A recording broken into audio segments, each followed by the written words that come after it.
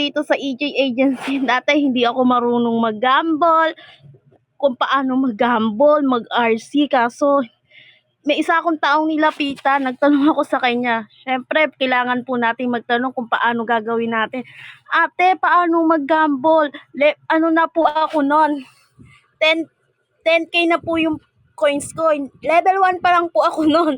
Hindi ko po alam kung paano po mag-trade. So, nagtanong po ako sa isang EJ ng member. Sabi niya, ganito gawin mo, magte-trade. Hindi ko po alam kung paano gagawin. Tinuruan niya ako hanggang sa makuha ko po yung pag-trade, tsaka po mag-gamble. Tapos tinuruan din niya po ako mag-ipon ng coins, mag-GYC daw po ako. Paano po yung mag-GYC? Fireworks yun, tumalon ka doon, makakakuha ka doon ng points. Di yun po, sinunod ko na po yun hanggang sa tuloy-tuloy na po akong ginabayan. Lagi niya akong pinaalalahanan, Joanne, nag-ano ka na, nagtas ka na. Oo ate, nagtas na ako. Tapos sabi pa niya, sumali ka sa PLC.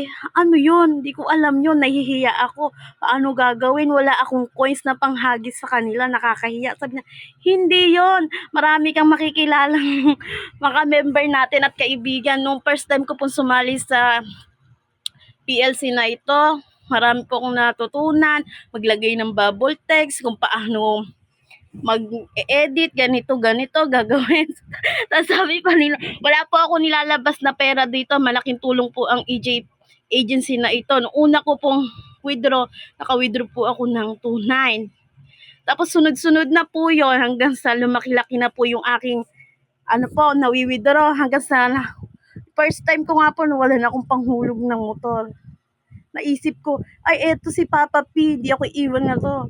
Nag-withdraw ako, ayun, successful, nabayaran ko yung motor ko dahil kay Papa P. Lahat po ng challenge ng EJ Agency na to, naranasan ko na po. PLC, OPK, solo live, naranasan ko na po yan lahat. Wala na po akong hihiling kay Founder. Mabait yan si Founder namin.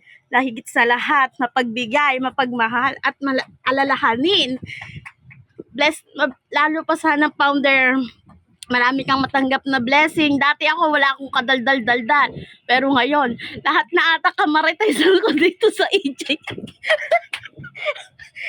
Sabi nga ni Ate Kari, wag lang tayo Joanne magsama-sama lahat ng madadaldal. Naku po, sasabog ang mundo natin.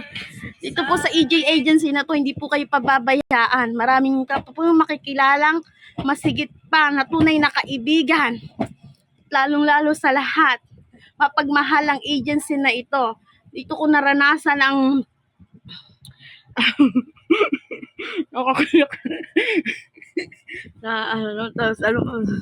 yun na nga lang Founder, wala na akong masabi. Basta itong EJ Agency na to, di mo pagsisisihan pag naging member ka na ito. Shoutout dyan kay Ate Barbie, Manager Barbie, na siya din nagkukumbinsi, Joanne, sumali ka sa mga pa-challenge para makaipon ka ng points. Yun nga po, nakaipon ako ng points dahil sa kanya.